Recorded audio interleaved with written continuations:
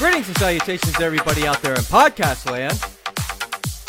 This is the Judo Suey podcast, and I'm your host, back again from a long hiatus, Judo Dave Roman.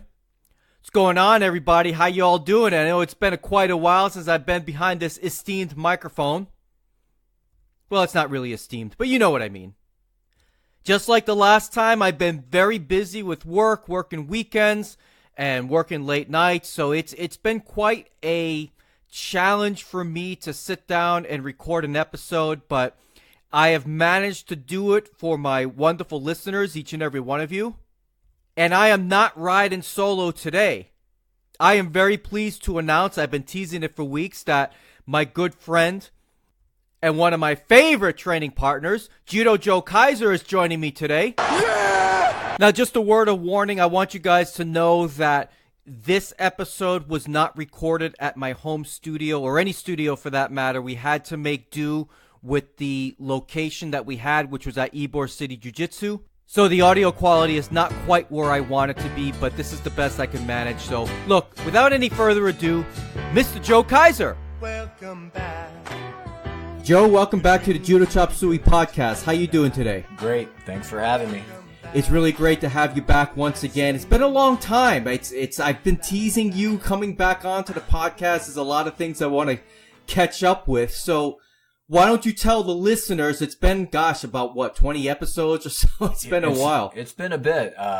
We've been talking about getting it back together, but I think this is a good time since, there's a lot of things have happened since last time I was on in the world of judo and grappling related. So absolutely. So why don't you catch me up and catch everybody else up on what you've been doing really over the past 6 months or so? It's been a while, at least 6 months, I think.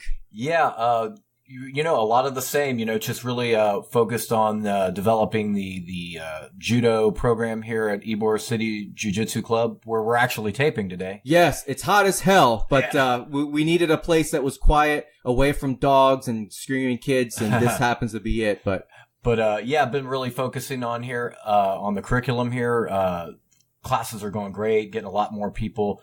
Not only are we maintaining the core group of folks that we're interested in learning judo, but we're really drawing in a lot more folks from the BJJ side of the house, if you will, here. And, man, I couldn't be going better, honestly. So you've got, again, correct me if I'm wrong, you're teaching judo 3 times a week at Ybor City. That's Mondays, Wednesdays, and Saturdays? Yes.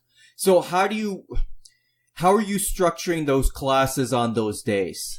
So Mondays, we have an hour. So that is more like an open mat type situation. Anybody who comes in, say they want to work on one throw in particular. Hey, how do I enter for, Tayatoshi? I'll show them a couple things. And we generally have 2 or 3 black belts here on Mondays to help anybody who needs help with anything, whether it's gripping, entry, anything, honestly. So it's really just an open mat. We'll do randori if folks want to, or we'll just drill, or, like I said, it's really, truly an open mat. Wednesday's classes, we have pretty much 2 hours, and so okay. Yeah, so on Wednesday nights is like our really most structured class, where we'll come in, we'll warm up, maybe do some uchikomis and some drills, show 1, maybe 2 techniques and variations, and then we'll have like full randori sessions on Wednesday nights. And our Saturday class is really cool.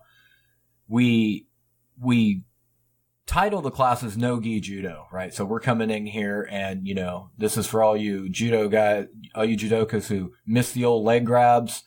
You always want to do your kataguruma, but the rules didn't allow. So yeah, on Saturdays we come in, we work on pretty much, any kind of takedown.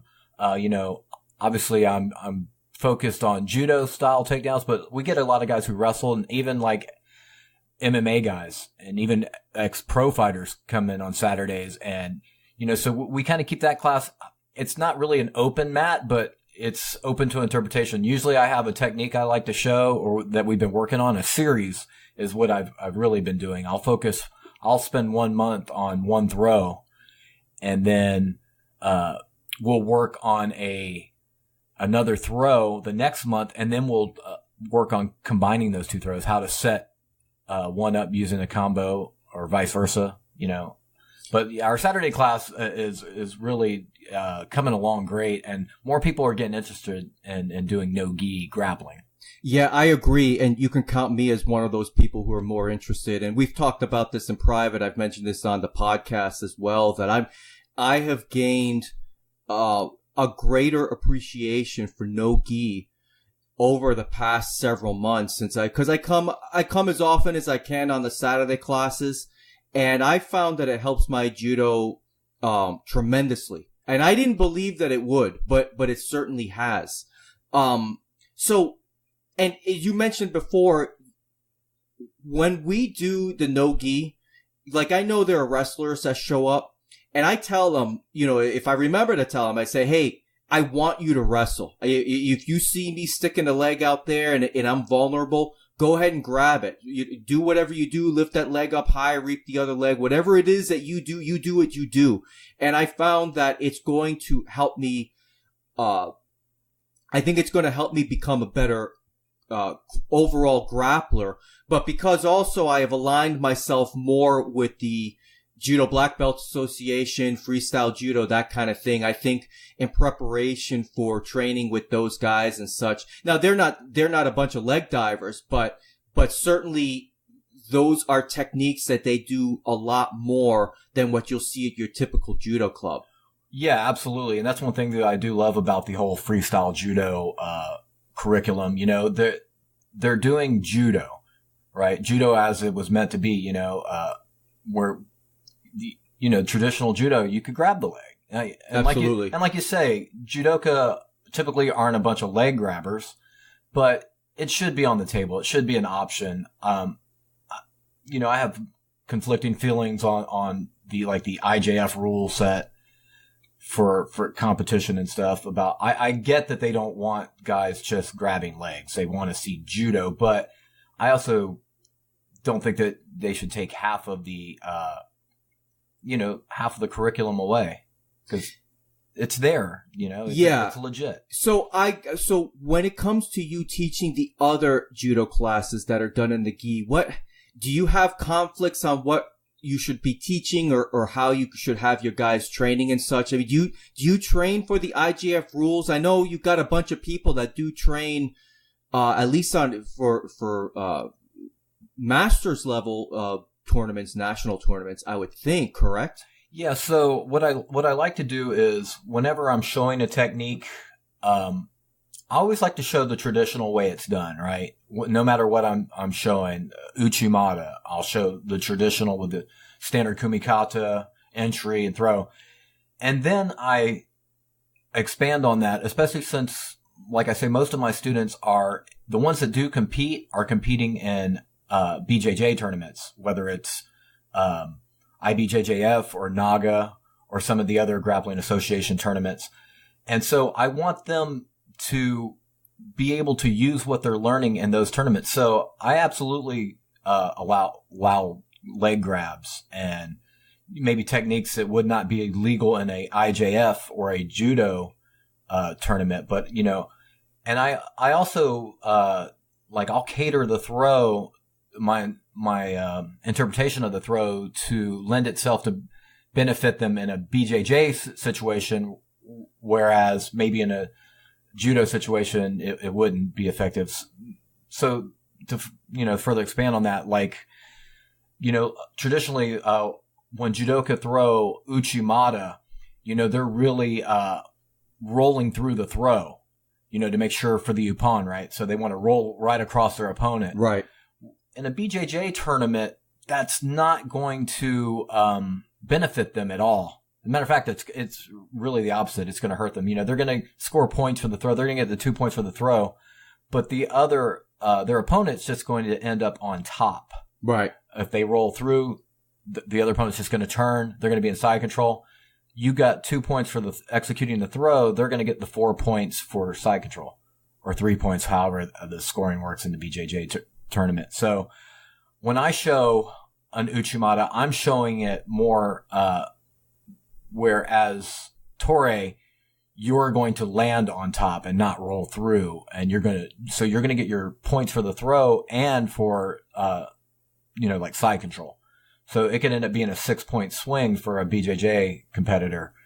Whereas a traditional Uchimata, where you're really rolling through the throw, it's not really beneficial in a BJJ or a submission wrestling, grappling situation. Right. Do you got a lot of guys that compete in local tournaments that you've seen them take some of the skills that you've shown them and apply it in the tournaments? Oh, absolutely. We had a kid who, he's a blue belt level BJJ player. He was doing the judo class probably 6 months or so, and his first tournament, I went and watched him compete, and he was tossing guys with Tayatoshi, out gripping. That's the one thing that I like to stress to my BJJ guys. As as long as we've been training judo, it's not like it ever becomes easy. Right. One of the misnomers, like a lot of guys who compete in BJJ here, and some of the ones who don't regularly attend my judo classes, they'll come up to me and say, "Hey, I got a tournament coming up in a couple of weeks. I'd like to come in and learn some judo." Yeah, and I'm like, that's not going to help you. Right. If you want to use judo effectively, come in here minimum 6 months, and you may get one good technique. I go, but the one thing that I will stress that I can help you with in your tournament is gripping, right? Show you a couple of things, because to me, even just being able to outgrip your opponent can prevent them from what they want to do. Absolutely. Especially these guys that like to jump guard. If you see a guy and you know that he likes to jump guard, there's a couple of gripping strategies where you can prevent him from doing that. And now he's got to figure out a way around your gripping. So that's the one thing I like, guys who they want to come in and they want to learn something to help them in a BJJ tournament. That's where I'll focus my attention, not so much throws and stuff like that, because as you well know, how long you've been working on your Uchimata. I've been working on my Uchimata for 10 years. 6 years, yeah. Yeah, 10 years, and it's okay. Yeah. So yeah, I hear you. They're not going to come in and learn something and toss somebody immediately. Yeah. Well, we're going to talk about a throw that I've managed to learn lately. We'll get there, that I seemingly just learned right away and been able to toss people with, but we'll get there eventually. Yes. So the Saturday class, it's been a really great thing for me. Yesterday's class in particular was awesome. We must have had about 10 adults total, huh? We had 10 adults yesterday, and which, Now that's kind of the norm, right? For you in the judo class, at least because sometimes you tell me you get 10, 20 people on the mat. Yeah. So Wednesday nights, 10 would be like a small class. That's a small class. Yeah. Right. Monday nights, because of the time, we start at 5 p.m. So it's a little tough for guys to get here, and we only have an hour, but 6 is a great Monday night class.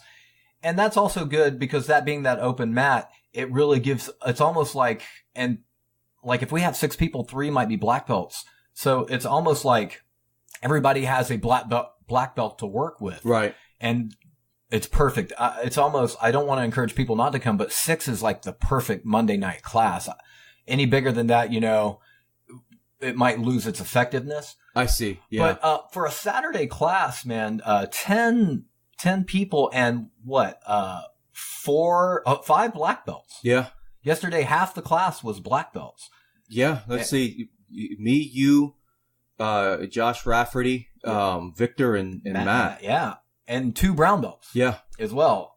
My son and my wife. So it was like a pretty high level Saturday class, and it was really probably the best Saturday class we've had.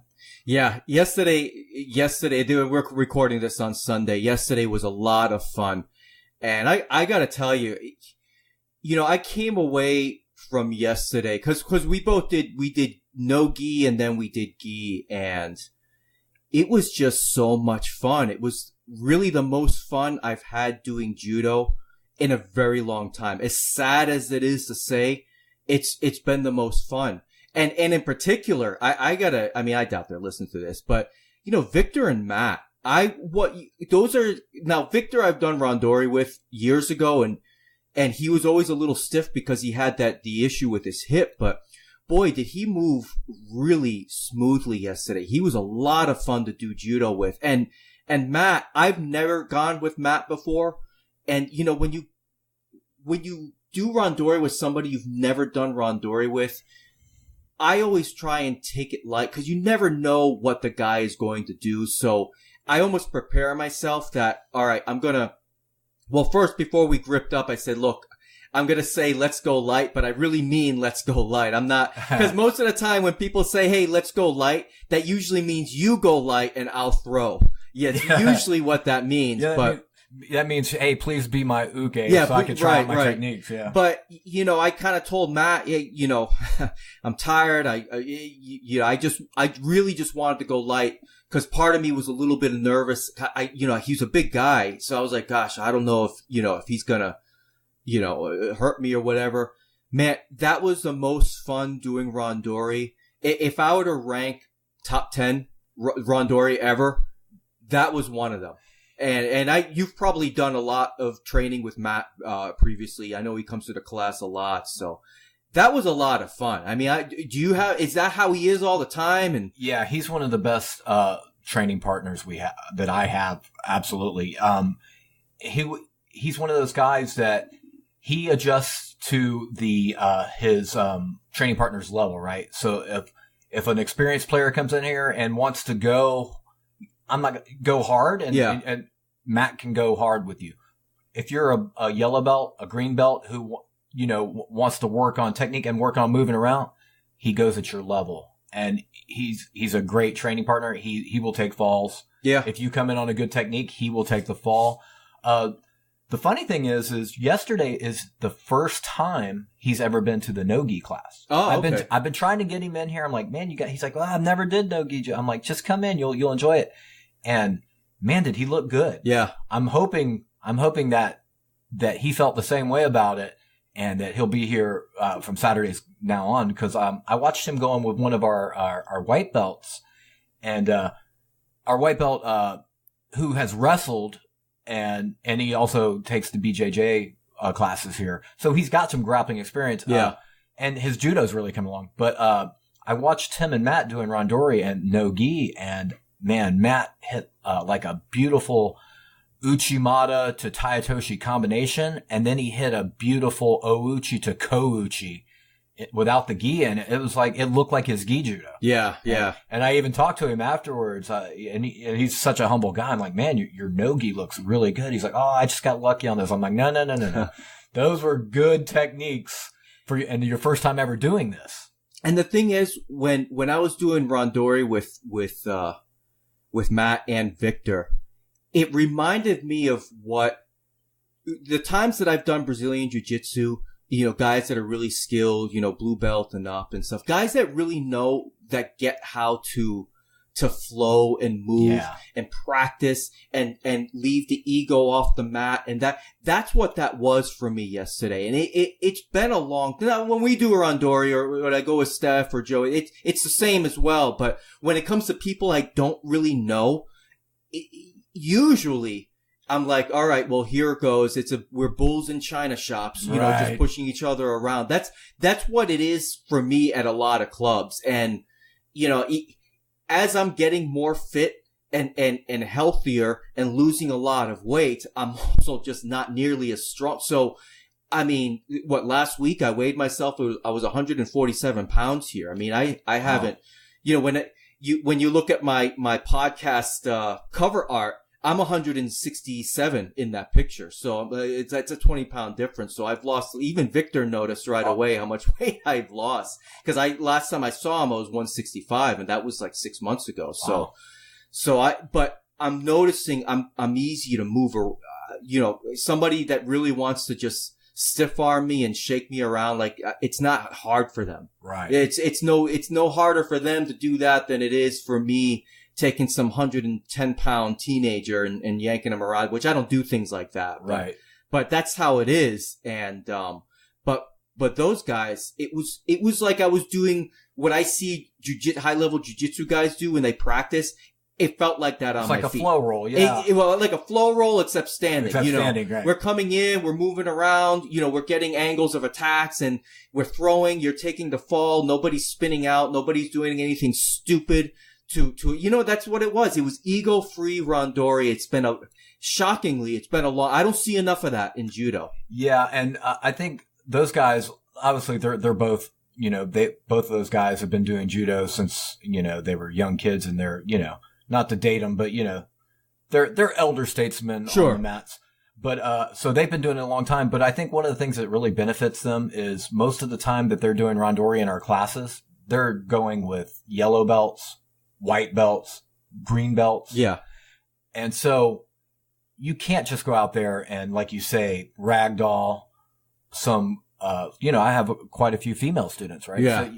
So, a guy like Victor is not going to grab some 120-pound girl who's a white belt and just chuck her around the mat. Right. He's got to move light. He's got to play light. Let her, when she comes in for a good throw, take the fall. And I'm sure that that's helped them as well become great sparring partners. Not that they weren't already. Right. But they do that on a weekly basis, And believe me, we've seen plenty of guys that won't do that. Oh, absolutely. And shame on that. Any of you guys listening, if you're that guy, don't be that guy. Cause that really, when I see people going hard with people, especially people who are smaller and yanking them around, or women, guys that are like 220 and you slamming, green belts or whatever through the mat, and it completely oblivious to, to protocol, in my opinion. And not only is that, obviously I don't know if it's ego when you're an upper belt, like, oh, I'm not going to let this person throw me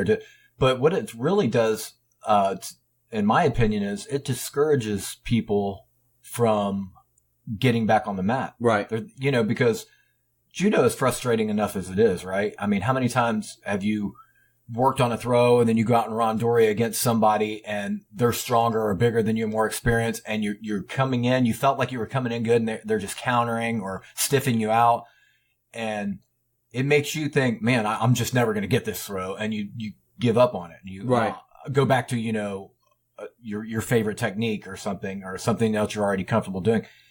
It just discourages people from working on things when you go out there and same in BJJ, right? If you go out here and you roll with black belts and they just strangle you every time you make a mistake, or they can just do it at will anyway, what's the point, right? Yeah. And of course, there is a time and a place for that.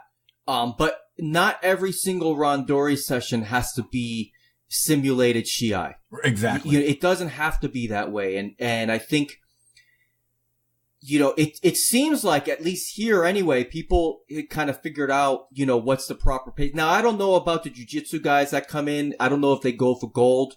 I would think some do. Because, look, I was a white belt once. Yeah. If I could throw a black belt, no matter how or when, I was going to do it. And I had it was a bad attitude back when I was a beginner, but I didn't know any better, Right. And obviously, you're right. With rank comes that. I remember, I came in to BJJ training. I had already had 6 or 7 years of judo experience under my belt. And so, even when I would do waza randori, it's a different feel. Judo guys don't really flow roll. You know what I'm saying? They can go light, but it's not really a flow type. And when I came in here, I was that way as well. Yeah. And I think somewhere probably, maybe a year or so into having my blue belt, right before I got my purple belt, that's when it clicked about the flowing. And obviously with judo, I've been doing that much longer, and I'd already got to that level of, how much is enough and how much is too much in terms of, how hard you're going. And but you're right. The folks here have definitely, in the judo class, they know everybody's, cause we have so many good training partners here. And, it's a credit to them as well. Just, they know that when they go with, like a guy like Victor or a guy like Matt or myself even, I'm not going to, I'm not just looking to throw them into the mat or, ragdoll them or stiff them out. If they come in with a good technique, I'm taking the fall. I'm going light. I'm moving. I'm not, burying my heels into the mat and just trying not to get thrown. So, because you have, a mix of experienced judoka, you have a mix of jiu-jitsu guys that are trying to learn judo, and some of your jiu-jitsu guys, and not just learning judo, they're actually becoming pretty good. I'm thinking of BC is one. Yes. I know you got a few guys that are coming along. So how, as a coach, as an instructor, how do you pick the techniques you're going to teach? How do you determine that? Do you use video? Do you go to the Kodokan site? Do you go by what you learned from Dave? Do you go to find new things to teach? Like, what is your process to determine that, and for both gi and no gi? So honestly, it's a mixture of all those things. First and foremost, I'm showing techniques mostly that I learned and you learned as well from Dave. But I'm not above looking, especially when it comes to no-gi, right? Because there's no real curriculum out there for no-gi. Right. And certainly no-gi judo, which is, I know Caro Parisian had a new no-gi video once. I remember seeing that. At the beginning of the video, he was like, guys, this is really hard to do. It's like, and I'm thinking to myself, well, anybody who just bought this video now, they're just deflated. Yeah. It's funny is I've never watched that video, but there's a book. Actually, Dave had the book, an illustrated, or pictorial, and went into depth on all the no-gi judo moves. And I borrowed that book from him for a while. And, obviously Carl was great without the gi. And I picked up a lot of stuff from there. And obviously, there's a lot of good videos online. It's one of those things, when you're using videos online, you kind of got to sit through a couple of not bad ones, but maybe ones that's not the way I would teach it. And then you come across one that's like, wow, I never thought about doing this that way. I remember I had a certain way that I would do drop seonagi without the gi. And then I came across this video. It was actually a female judoka. She was from somewhere in Europe on one of the national teams, and she was showing her variation on the no-gi drop seonagi.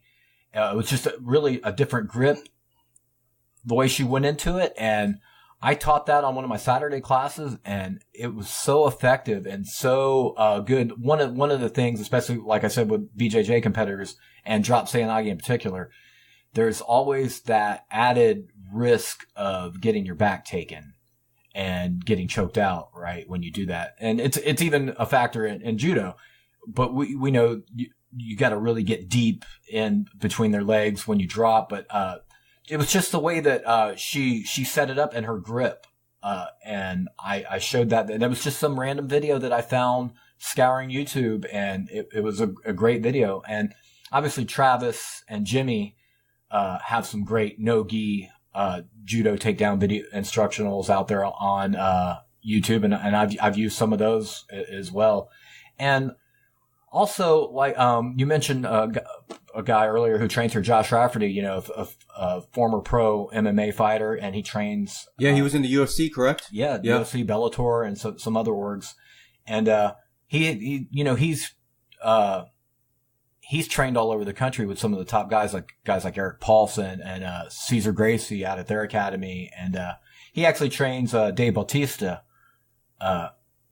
some, and some other pro wrestlers as well. I know Sheamus and Samoa Joe, yeah, and a couple other guys. So, but he's got a wealth of knowledge, and his first martial art was actually judo. He's a judo black belt, and there's been a couple of little things that he showed me without the gi for hitting judo throws that are like real amazing. Just little tweaks to what I was showing, and I've added that. So it comes from everywhere. I'm very open-minded. Some of my favorite no-gi techniques I've actually learned off of some videos that the jiu-jitsu instructor here has shown me, some sambo videos. Japanese guys doing sambo. Yeah. And obviously the sambo guys wear a gi top, but these techniques have a very easy no-gi variation of it. And some of my favorite techniques have come off that Sambo video that I do a no-gi. Yeah. Before I get on, cause I want to continue this train of thought, I got to say yesterday we did, doing the no-gi. Josh was there. Yes. And it was not easy. I was a little tired, but that's no excuse. Josh was basically impossible for me to do anything on, no-gi. And there was an instance, cause Josh has got to be about 205.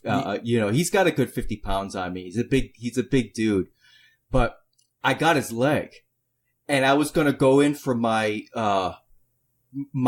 I had one leg. I went in for ouchi and I thought as soon as I grabbed that leg, I thought to myself, fine, I'm going to get him. Oh my God. I pretty much slammed into him like I slammed into a wall. And I was just like, the buzzer went off and he was like, oh, that was a good entry. But it was almost like, keep trying, little man. You get there one day. It was just, but I was stunned that he stuffed me. So, well, not take away the size difference because I don't think that mattered. He did something. He bent in a way that just completely neutralized, my attack with just one leg. I had one leg. Yeah, I had one leg up and he still managed to stuff me. Like I said, man, he's trained with so many high level guys, pro MMA fighters all over the country, for his fights and helping other guys in their training camps.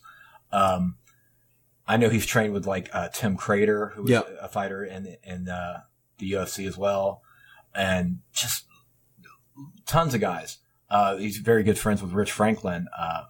So I know he's trained with Rich quite a bit and just,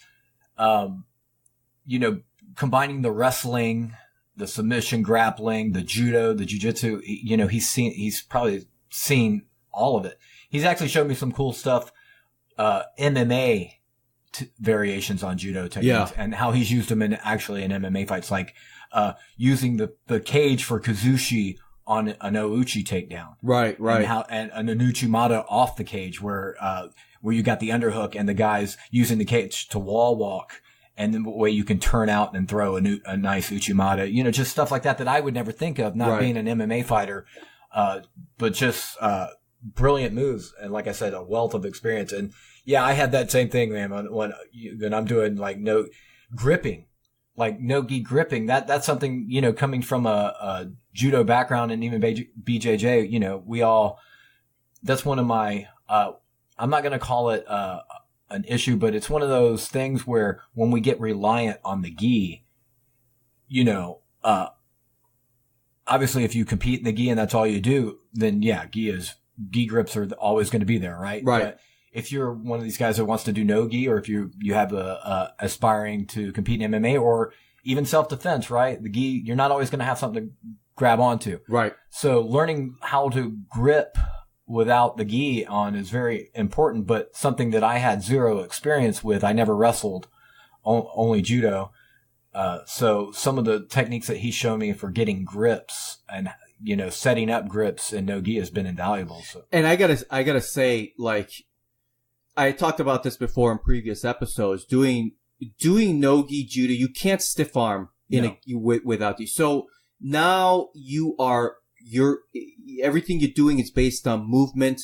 You still got to get your grip, but once you have a grip and once two people are locked in a way, now it's about moving. It's about feeling. It's a lot more judo-esque than when I see, like I say, sometimes bulls in China shops, just gripping the gi and just pushing each other around. And I'm not talking about white belts. I'm talking about black belts. The other day I saw a video on some, I think it's some club's website or Instagram or something like that. And it was like their randori session. And I was like, well, I don't know. I don't see any randori here. I see a bunch of guys, shoving each other around and, just moving. I didn't see anybody get thrown. So yeah, and you're right. I hate to say it, I love grappling in a gi. It definitely, there's a lot of technique that, you have to be really technical in the gi, right?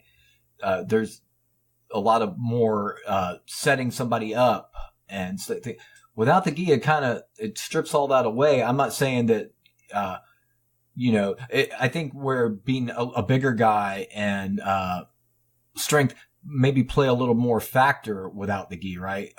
A big strong guy who doesn't maybe have the technique that you have, he can just bear hug you. Right. Right. And so now you got to know, how do I get out of this, or what can I do from here? But, if he overhooks your arms, you can swim under for the underhooks and maybe hit like a kosotogari or an ouchi from the underhooks, things like that, things that you don't really have to worry about in gi. I'm not saying you don't have to worry about it, but it's just not there as much. Sure. Yes. Sure. And I got to be honest, a lot of these techniques that I've learned, cause I'm a student of no-gi as much as I am an instructor, right? Right. I'm on the same level, maybe even like behind some of these guys that have wrestled before on these grips. So I'm very much a student, but a lot of these no-gi techniques, I've moved over to the gi, and it has helped tremendously. Like throws that I was never good at before, where I almost do a no-gi variation of it with the gi. Right. Has really helped my attacks go more successful. In particular, like there's a seyanagi I like to do no gi, and I started thinking to myself, well, why wouldn't this work in the gi? I can grab in the same spot. The entry is going to be the same. I'm not really relying on the gi, but it'll work. And sure enough, my success rate with seyanagi, which I never used to throw in the gi, other than drop seyanagi, has went way up. I hit this throw a lot more. Right. Yeah. You hit me with it yesterday. It took the air out of my lungs. So that's like 3 times now that you've got me, standing no less too, yeah. Which is really impressive. Especially, it's one thing when you drop, but when you do it standing, it's, everybody takes note. That's one of those big time, throws that everybody takes notice when you standing seyanagi, people see it. Right. And like I said before, I modified my standing version to this no-gi variation. I never even attempted it, because to me, unless you've got a great, and there's people that have great seyanagis from the feet. I'm not one of those guys. I feel like, maybe it was my entry. It was too long and people could just see it coming. Mm-hmm. Whereas with this variation that I'm doing now, it's cut the entry in half. And so I'm getting in quicker. And once you're in, the rest of the throw is easy. So when it comes to, something like that seyanagi or some of these other techniques, the Yoko Wakare that you showed me, which I definitely want to get into that. Do you practice this? Do you go through a dry run before you teach this stuff? I mean, if it was me, I would. To be honest, I probably should, right? I'll review a video a few times, and luckily for me, I have 2 ukes at home. Yeah. So normally, like if I plan on showing something that I've learned from a video or something I've seen online, no gi wise, before class, I'll grab my son or I'll grab my wife and say, hey, come here, I need to take some falls. I want to see how this works, or if there's anything I can tweak to it. And normally if it feels like a pretty good technique and everything feels good, I'll ask them, hey, did it feel like a good clean throw? Or is there something else I can do? I'll ask for an opinion on it. But normally I'll do an abbreviated dry run, if you will, before the class. You will? Okay. Yeah. But that's it though.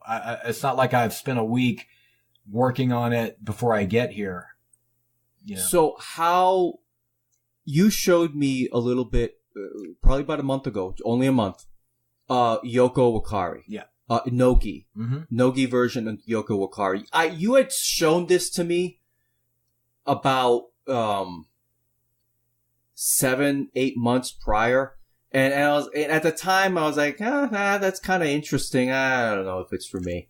But going through some of the curriculum, and this is really no secret, I am looking to test for my Nidan in the future. Mm-hmm. There are things I don't know that I feel that I should know. And traditional Yoko Wakare was one of them. So I went up to you and was like, well, I want to try this in the gi, because this is no gi. I know you showed this to me months ago.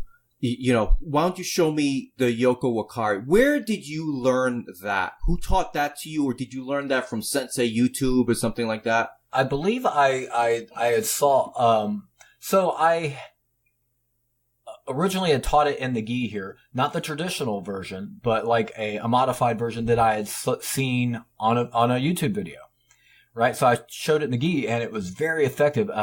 One of our judoka, the trainer at BC, who you mentioned earlier, it was like he nailed it right away. It's like he'd been doing it his whole life. And I was like, man, that's your throw. When you get that grip, and the way that he was hitting it was basically an underhook grabbing the belt with one arm, and the other arm grabbing the sleeve, and then basically just, throwing that sleeve between his opponent's legs and pulling up on the belt, and basically the person almost rolls across your chest to their back. Right. And he was murdering people with that throw, because he kept getting to that grip, he was murdering people with that. So I was like, man, that's such a great throw. And then I started using it, and I was getting big guys that I could never throw with it. Right. Because once you start, you get that underhook, and you got a hold of that belt, and you really pull that sleeve down, it really compromises their balance, right? So you're pulling down, they're we're breaking their posture, their head's going way forward. And at that point, you really just have to kind of almost do that little twist move under them. Yeah. And they're going, especially moving. Like if I get that belt grip and I'm pulling the guy and he's walking into me, and I just drop, they're going across. And, so I started thinking to myself, well, man, that's a great throw. So one of the things that I try to do, especially since, a lot of the same students are coming to the no-gi class, can I do this throw no-gi? I know there's some throws that are never really going to work in no-gi, but I was like, well, the Yoko Wakare, there's no belt to grab, but you could grab the far hip and get that grab at the wrist. Maybe that'll work. And so I started doing it in a no-gi class, and then I started finding, man, it works just as good, because the kazushi's there. Everything's the same. The entry's the same. Obviously you don't have the belt grip, but that wrist, driving it through their legs and rolling through, it was just as effective. So that's kind of where I developed that no-gi one. And I gotta tell you, for years, my tokui waza, as you know, is osorogari. Right. I mean, I can do that throw from any grip, and if I get the right angle and stuff, usually I can get that throw on a lot of people. Well, yeah, I remember many a day. Yeah. Let's not bring up his name, but yeah, I caught somebody pretty good. Oh, them too. Yeah. And I also remember many a day being on the receiving end of your Osoto, and you're right. That was definitely your best technique. But I got to tell you, now it's Yoko Wakare, and I don't know.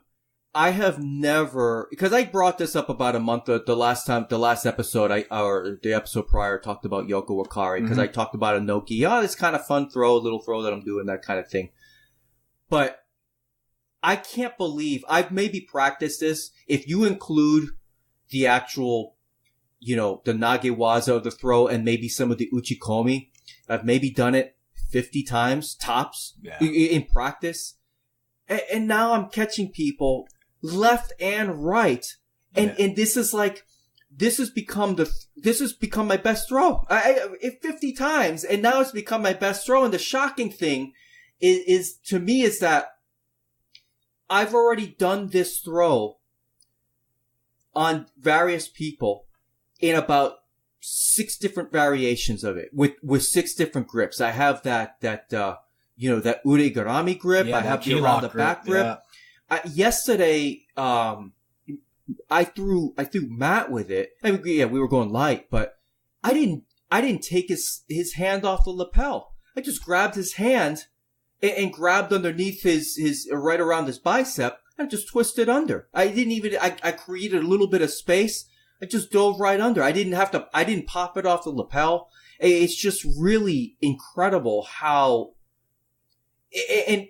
I remember, and I was looking at my Instagram, literally almost a year to the day, we started doing our working on Yoko Tomoe-nagi. Yeah. And I wanted to get good at that throw. And I mean, I can demonstrate it. At the very least, I can demonstrate it. But I was looking for, I remember telling you, I need a sacrifice throw. I'm getting old. I can't dive under people's legs like I used to be able to do with Seoi Toshi, go on our knees, get between them. Right. I can't do that anymore. I don't have, I'm losing, I've lost speed. I can't, I don't have that kind of quickness. So I needed to find a sacrifice throw that I feel that I don't need that kind of diving speed, but I can still get quickly.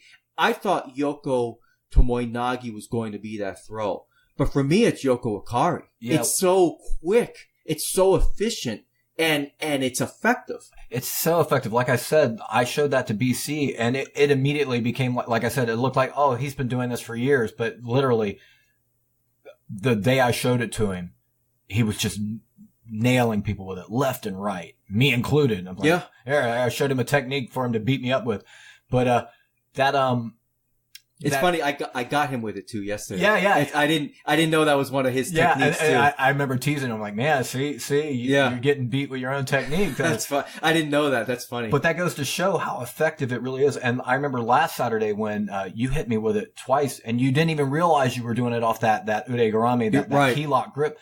The beauty of that one is I'm not sure. This is where I'm going to play ignorant to the IJF rules. I don't know if you can you throw from a key lock grip in judo? I have no idea. I mean, the way that I do it off of that grip, I'm not, contrary to popular belief or unpopular belief, whatever you want to call it, I'm not twisting your arm, like as if I'm trying to submit you with that. So it's pretty safe. What I'm doing is I'm shoving that arm, or I'm shoving that with that grip, but I'm still shoving it like right around the center of your, right around your stomach, or through the legs. That's what I'm doing. Well, the beauty of it is what I was going to say is if that is legal in judo, and I'm sure somebody from the show will let us know, one of your listeners will let us know. The beauty is say you land and the referee calls it wazari. Not only are you landing in an osekome, right? Cause you're landing in side control, but you've got a submission locked in already. Right. All you have to do is switch your hips. They're tapping. Right there. Yeah. Cause that first time you threw me with it, like I said, I don't even think you realized you had that grip. I'm like, man, I do not want to get caught in this because the throw is one thing. The submission, it was right there. You had the shoulder lock. It was in. Yeah. And basically once you grab that grip and you go to throw, your opponent has to they have to be thrown because if they try to muscle and stand up, they're going to get their shoulder ripped out. Absolutely. So it's a great, like for submission wrestling and no-gi, and I guess we don't know what the verdict is on using that in judo tournaments, but it's a great throw. I feel like you said it's not a dangerous throw. I gotta think you can. I would think. I don't quite know. It's not a submission. There is no risk to the arm at all. Nobody's going to get hurt. Nothing like that. Well, like the traditional udegarami, like the one that Kimura used, right? Where he would enter and get that grip and then throw you with the udegarami. Is that legal anymore? Probably not. Okay. Yeah, probably not. Okay. So to me, I don't see why not. I mean, I understand for safety reasons. And like I said, a lot of these things that are illegal in judo tournaments are perfectly fine in BJJ tournaments. Yeah, and freestyle judo tournaments, of course. As well, right? Yeah. So that's the beauty. And that's why I showed all these techniques. And then, if they're looking to compete in judo, then I'll do a special class, like a competition class where we'll go over the rules and scoring. Because recently, I attended a judo camp. Yeah, and we definitely want to get there. And we had an IJF referee come in and talk about scoring and rules and things like that. Interesting. Definitely want to get there. I just wanted to say before we move on to that topic, this throw, I feel so re-energized with my judo with this throw. It's great to learn something new and be able to see it, just be able to get it so quickly. And now I'm thinking of, well, gosh, can I do it from this grip? Can I do it from that grip? Yesterday, not only did I throw it from one side that I feel stronger, I did it on my weak side. So somebody had grip me, left versus right situation. I did the same thing. It wasn't as clean as I've done it on the other side, as I do it on the way that I feel comfortable with, but I just feel very energized by this throw. I'm like, gosh, all these people that, because after a while, when you train with a bunch of people, they kind of know your tricks. They kind of know how you move. Yeah. But this makes me move in a direction, in a way that I don't move in my judo. Now, I must admit, after trying it about 10 times yesterday and being successful with it most of the time, my whole body's sore because I am dropping to the mat every time. That's why, hence, sacrifice technique. You're sacrificing your body.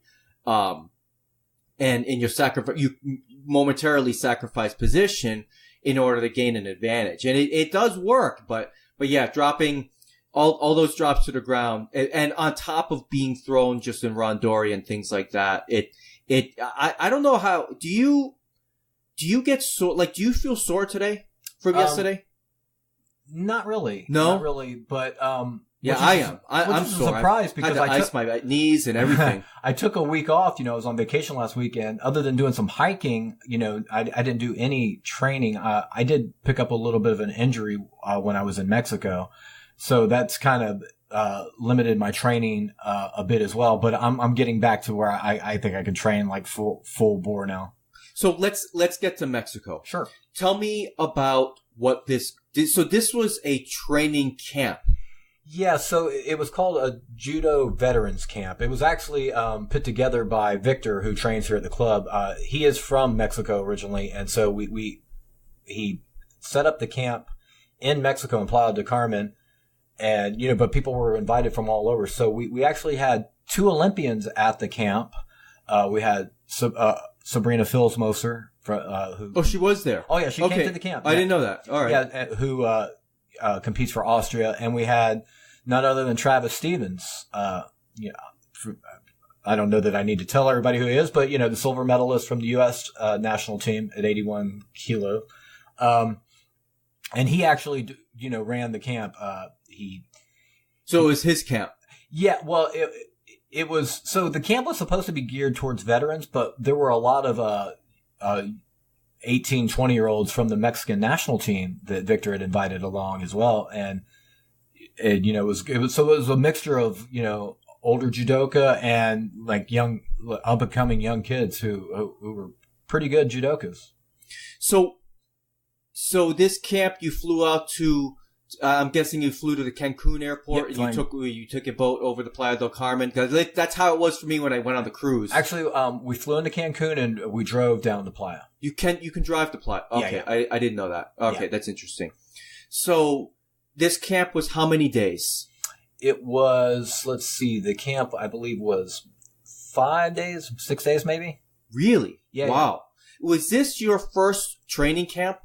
Yeah, I've been to a couple, like seminars with some other Olympians before and some other high-level players, but this was the first time that, I had ever went to a structured camp type thing. Yes. So tell me, what is the objective of a training camp versus a seminar? I really don't know, and so this is not only for me, but for the benefit of the listeners as well. I would say at least, so this being my only experience, I would say that it's probably like multiple seminars, right? Okay.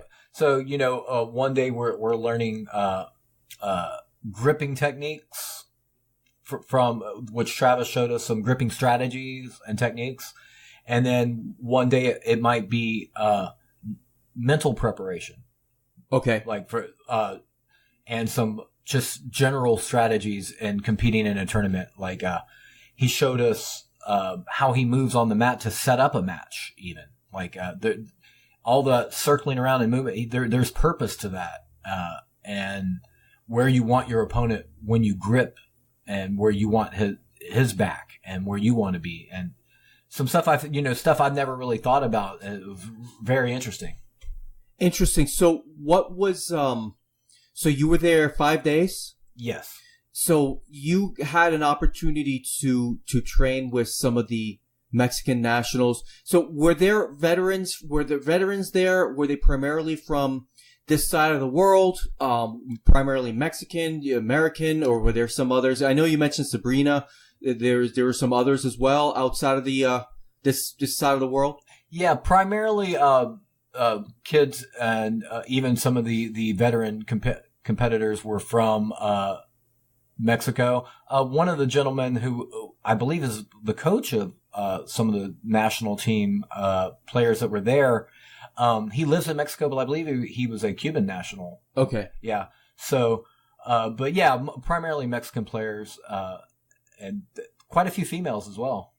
So what was your biggest takeaway from this experience here? So let's go from, because I know Travis did a jiu-jitsu seminar, correct? Yes, yeah. On the last day there was he taught some jiu-jitsu techniques as well. Yes. So I remember you were telling this to me, and I don't know how well you'd be able to communicate this to the listeners. The gripping strategies that that you learned at this camp from Travis. You said something about being defensive.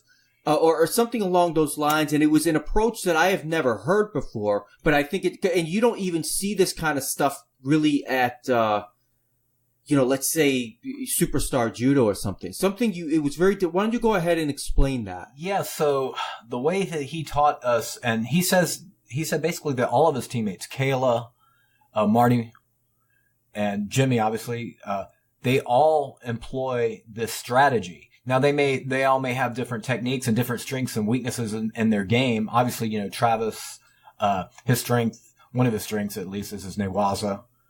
Same with Kayla, right? But they have different throws that they like in different techniques. But he said that they all employ this strategy of you're basically taking away your opponent's, strength by, taking away their dominant hand in the gripping. So you're looking defense first. And the way he showed us, he was basically getting that grip on the sleeve of their opponent. And I should note that this particular strategy that we're talking about works same side players, like righty, okay. lefty. So, so in a righty situation, you with your left hand would grip their right hand and almost push it into their shoulder. He basically said, we're focusing on a little square, and it's the square, I would say their pectoral area to their shoulder, and you're basically pinning that their dominant hand in that area against their gi. And should they even break that grip, say they rip that sleeve out, you're then transferring that hand to that same side lapel and forcing their dominant shoulder back. What this was doing was essentially making a right-handed player, you're forcing them lefty, right? Because now their right shoulder is behind their left shoulder. So now there's no way they can turn into you to throw you right-handed. You're forcing a right-handed player to, if they're going to attack you, they're now going to have to attack from their left side. Interesting. Which was a very interesting set. And basically, in this same thing, so while you're maintaining that grip on your opponent, your right hand is kind of hanging out near your lapel area. You're protecting your lapel and your sleeve at the same time. And basically he said that right hand never went on his opponent until he was ready to throw.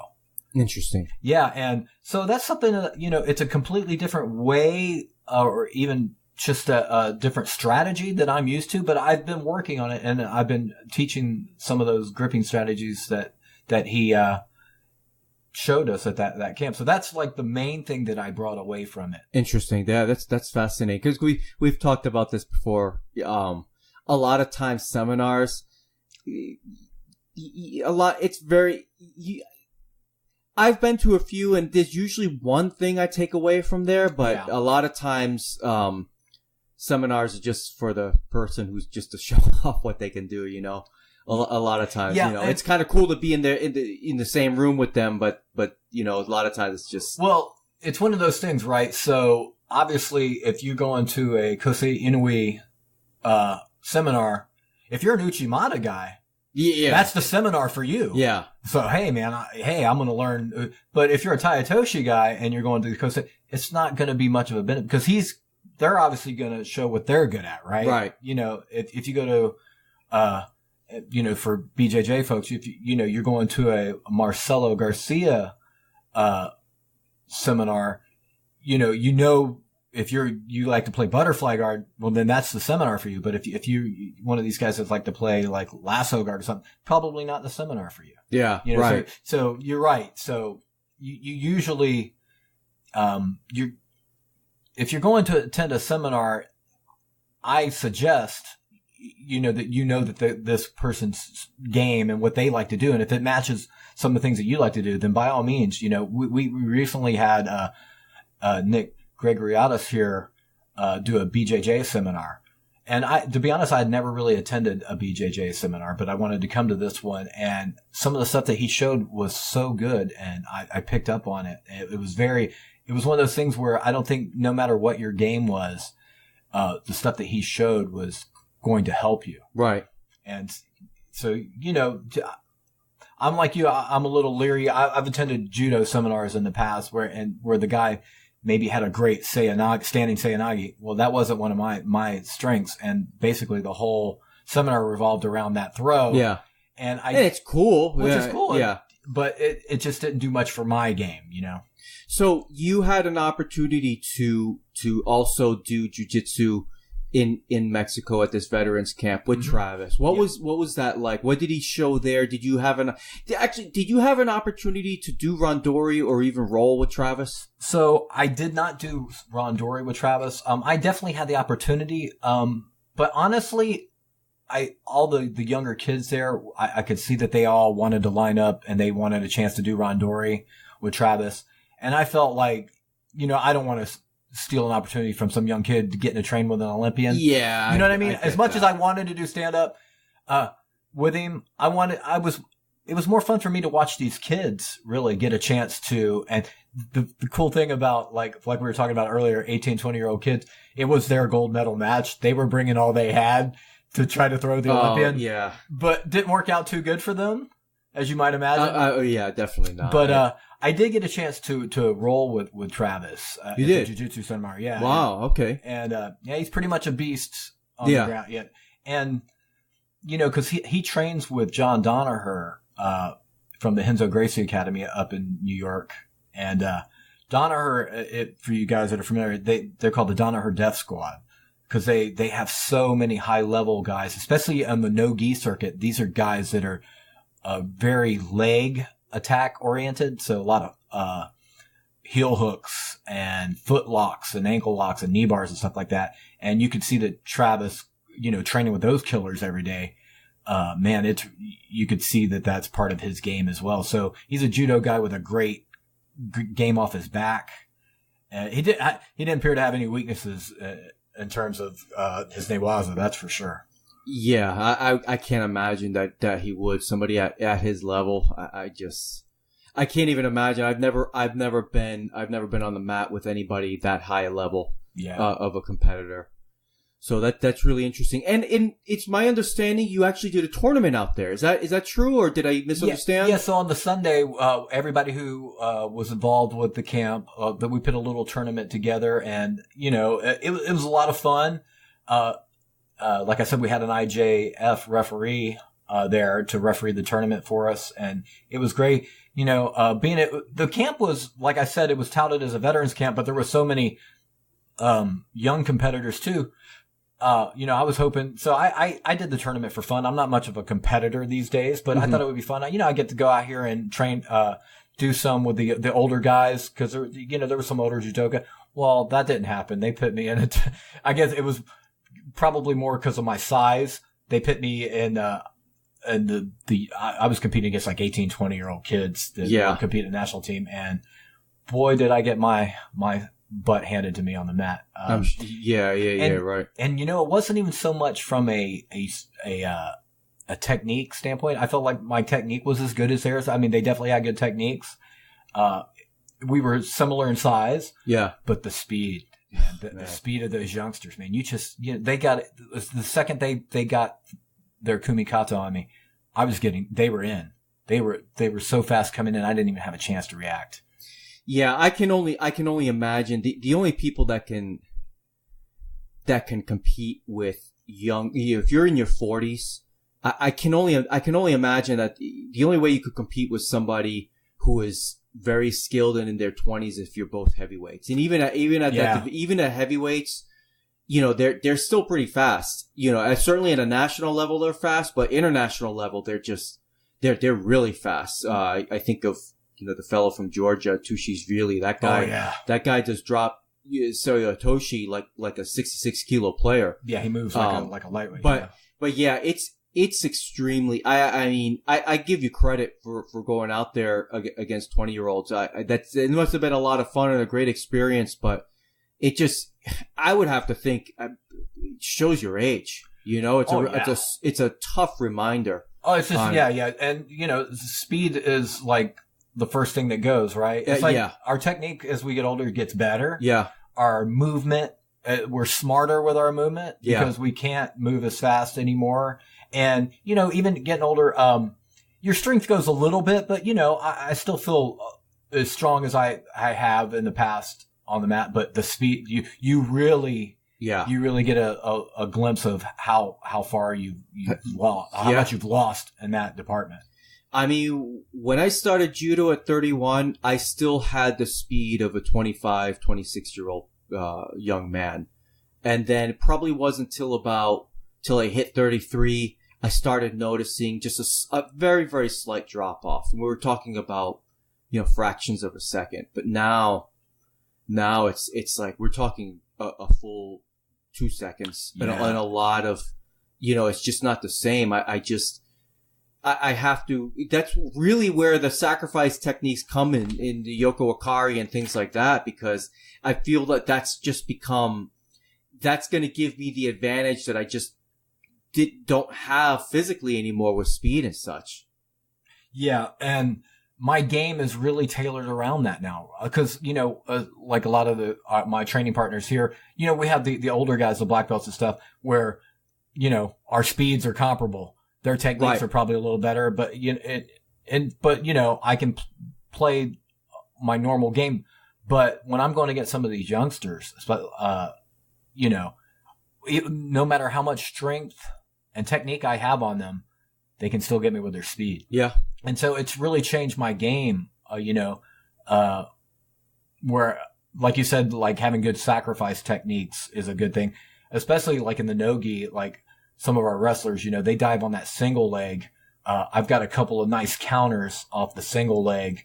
I love doing my, Sumi Gaishi from there. Yeah. And also maybe even turning into an Uchimata, stepping out into an Uchimata or stepping in deeper for an Ouchi. Those are all good counters to that. But the speed at which they enter, it's really changed what I do on the mat. No, I hear you. So, Joe, did you see the Kayla Harrison fight? Yeah, I saw a highlight reel of it, I guess, which is pretty much the whole fight. It only went like a little bit over a minute, if I'm not mistaken, right? But I definitely saw the finish. It was beautiful. So I know you watch a lot more MMA than I do. I used to watch a whole ton, maybe 10 years ago or so, but I don't watch nearly as much as I used to. And I miss this because I don't have cable at home. And I have my nefarious ways to get certain streams, but I couldn't find the stream. I had a tough time pulling up the stream. So you managed to see it. Yeah. Or at least some of the highlights anyway. What do you think of Kayla Harrison in MMA? At first I was a little bit on the fence. For me, my questions about, I obviously she's a great competitor, right? I mean, two-time Olympic gold medalist. Yeah. And we've all seen the videos of her training. She trains hard and, she's in great shape. My thought was, where does she fit in MMA? Meaning, cause what weight class did she compete at judo? I think it was under 78 kilo. Yeah. So that's up there. I think under 78. That's up there for women's weights. It's not the highest weight division, but it's up there. Right. I mean, she was built though. Right. And in terms of MMA, their weight classes right now, because there's not so many competitors, like I know the UFC they have a 115 pound division. and then 135, and then they kind of have a 145 division, but that's really built around Cyborg, so she has somebody to fight. Yeah. Because she's so, one of the more famous female competitors, and they needed a weight class for her. She can't make 35. She's way too big for that. Yeah. And so this fight that Kayla did, they did at 155, which there's no real 155 division for, that I'm aware of. So it was kind of like a special weight attraction kind of. Sure. Fight. So my thought is, can she make 145? And if she can, I think that she'll be very successful. That's tough for her. Yeah. That's going to be tough because she's a very, very muscular woman. For her size and that would be tough. I would think. I didn't even know that about the 155. I that didn't know. one was at 155. So it's like either there's going to have to be a pouring out of women at that weight class that want to compete at MMA, and maybe there is a market for it. If there is, they'll do it. Yeah. But I right now I see her only option is at some point she's going to have to try to make 45, or it's just going to be these kind of one-offs at 55. That being said, she looks like she has obviously we knew that her ground game, beautiful Juji Gatami. Sure. Nice setup and everything. Just like when Ronda came in, right? She came in with a great Juji Gatami. I know she's working on her striking. I didn't really get to see much of her striking because, like I said, I saw a highlight of it, and she kind of already had the girl against the fence where she set up the Juji Gatami, which was beautiful. But I imagine the fight that like all grappling folks want to see is her and Gabby Garcia. And so that's another fight that could happen at a higher weight because Gabby Garcia is a big girl. Mm-hmm. And even 155 would probably be tough for her to make. But they could probably make that fight there. And I know that Gabby's already calling her out, which is smart on her behalf because, Kayla's only going to get better and, get her while she's inexperienced. But I, to be honest with you, I like Kayla's chances even now if they were to make that fight happen next. Yeah.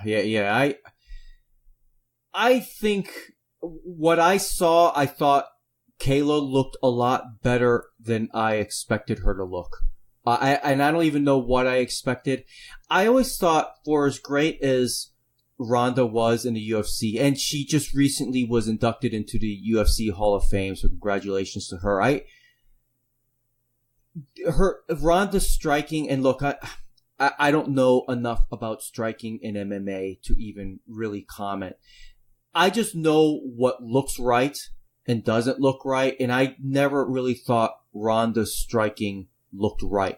It's like I know what a good baseball swing looks like. I can't tell you what it is that makes a good baseball swing. I can't tell you what that is, but I know what a good one looks like. Right. And the same like a golf swing as well. Right. And, I used to play a little golf, and there's guys on the pro tour, like a guy like Jim Furyk, where if you look at his swing, you would never teach anybody to swing like that. Right. His swing, he's doing a lot of things wrong, but it works for him. Right. And I think with Ronda, the goal probably always was her striking was good enough to clinch. Right. Which is what she wanted, right?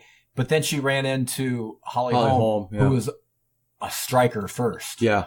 She had pro boxing and kickboxing, and her reach and stuff was way too much for Ronda to deal with. And then Amanda Nunes is on another level in terms of her striking, and obviously she's a black belt in Brazilian Jiu-Jitsu. Yeah. That was just a bad comeback or attempted comeback fight for Ronda. It's one of those things where I'm not going to say that it passed her by, but it just happens. That's what I said. That's what I thought. I thought women's MMA passed Ronda by. That's what I thought happened. And it's the same thing. Like you saw that even back in the day, in the early days of UFC, good wrestlers came in and they dominated, and then guys who could strike and wrestle. Then you got a guy like GSP who comes along who can do everything. And the game has just evolved. It just changed. And the women's game is now at that level where these girls are good in every aspect, coming in with one discipline, whether you're a great wrestler like a Sarah McMahon, who was, an Olympian wrestler. And then you got an Olympian judoka like Ronda. That one skill set is only going to get you so far now, because now these girls, they're training as hard as the guys, as right? hard as the guys, and yeah. You're seeing, and they were training hard before. I know what you mean, but just to clarify, right? Yeah, but it's relatively new on the women, so just like it was, in '93 when, the UFC won. These were all guys who were specialists in one discipline, and then you saw the men's game evolve, and then guys became mixed martial artists. Where literally from day one they were striking, grappling, wrestling. And now I think the women are at that level too. And, and Ronda, my tip of the hat to her, she was a pioneer, and nobody cared about women's MMA. When I say nobody, I mean the public. The general public. Yeah. Nobody cared until she made it, legitimate, cause even in the beginning, Dana White always said, I'll never have women's MMA. Nobody wants to see that. And then when Ronda kind of was coming up, and when she got in Strikeforce and people were paying attention, and even Gina Carano, who was doing it before her, But it wasn't the same. It wasn't the same, but Ronda was the one who made him change his mind. Yeah, because you could sell, and I brought this up for just talking about this on a few episodes ago about Kayla and Ronda. Ronda, for as personable as Kayla Harrison seems to be, she seems very charismatic or something. Yeah. I would have to believe that Dana White was not only selling Ronda Rousey, the fighter, he was selling Ronda Rousey, the person. And Ronda, and the WWE is now benefiting from Ronda Rousey, the brand. I mean, you're right. She's just something about Ronda that is magnetic in her own way. Well, it really works for wrestling, right? Because the wrestling dynamic is there's heels and then there's faces, right? Yeah. So you either love, and Ronda came in with that. People either loved her or hated her. Yeah. So it's perfect. And, they can play that either way they want to go in WWE. I haven't seen any of her matches or any of her, her cutting promos or anything like that. But I know that she can do it, they can use that dynamic either way. So, and you're right. Dana White saw that. People wanted to see her fight. This chick, she was beating everybody, with arm blocks. Yeah. Was it like 7 or 8 in a row or something like that? And it was like people were tuning in to either see her win or lose. Right. People wanted to see her win or wanted to see her lose. Yeah. So it's really, and by the way, Ronda is doing fantastic, better than I thought she would in the WWE. And granted, it's scripted, but I think her skill sets that she's acquired is allowing her to be able to do certain things in wrestling, and she's doing judo technique. She is, I saw it. What's so funny to me is that because really the wrestling crowd, not only are they ignorant about judo, they're generally ignorant about physical fitness. But it was really interesting to me to see Ronda through why is her name drawn a blank? She threw Nia Jax. Okay. She's a really beautiful but really big wrestler. She's got to be. They bill her at like 250, 260, something like that. Yeah, but she's gorgeous. She's just a big woman, and she threw her with Ogoshi, and the crowd was like going nuts. Like they could like they were reacting like this was Hogan body slamming Andre the Giant. And it was just like to me it was like, I don't know. I've thrown people with bigger weight disparities and they were trying. It wasn't scripted, and it's like it was just really interesting to see like the crowd was just going nuts with her throwing Nia Jax with that, and whoever was called, I think Michael Cole was like, that's the biggest judo throw in history. Like, no, come on, it's not the biggest. Yeah, everything's so big. But right. Now Ronda's been doing well in the WWE. That last Money in the Bank tournament, I know you don't watch wrestling, but not anymore. It was fun. I really enjoyed it.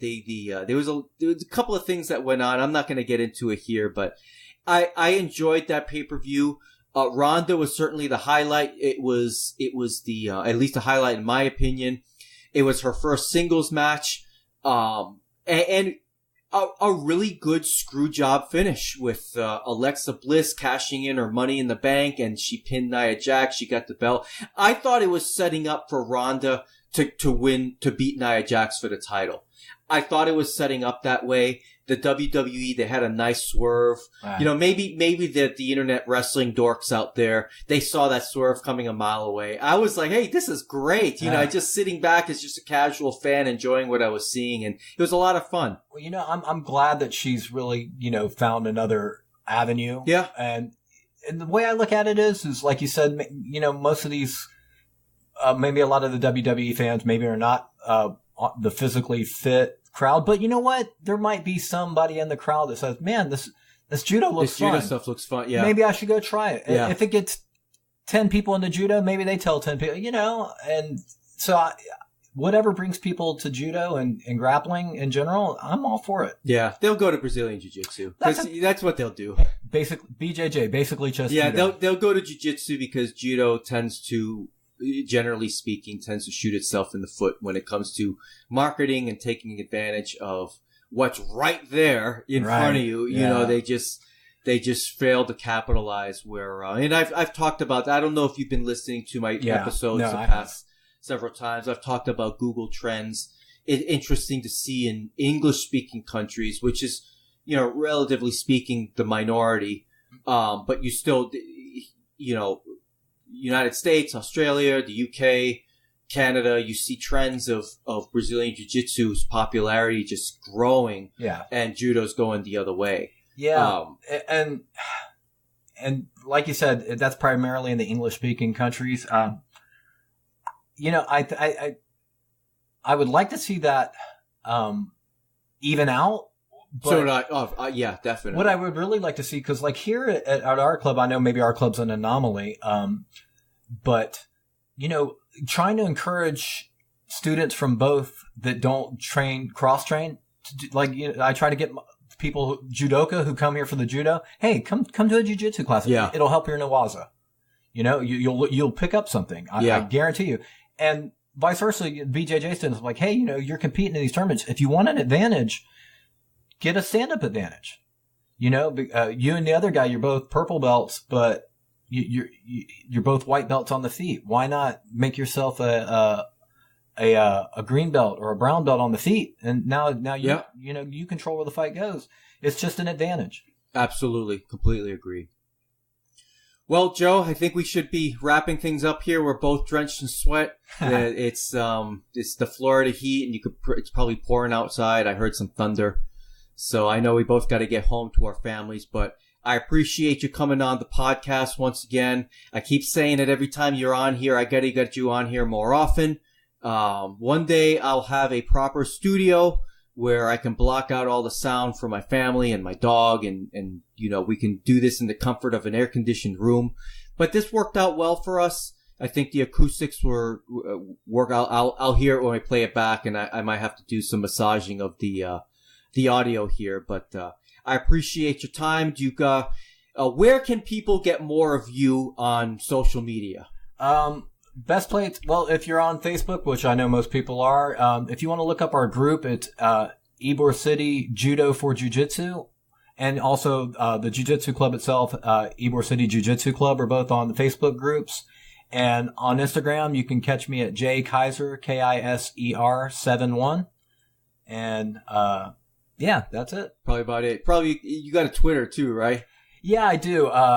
What's my Twitter handle? I think it's jkaiser. No. Actually, it's Seatown Hood. CTOWNHOOD. Yeah, and for me, anybody wants to follow me on Instagram, my Instagram is awesome, at La Vida Judoka, which is also my Twitter handle. If you want to find me on Facebook, you could search on the Judo Chop Suey podcast.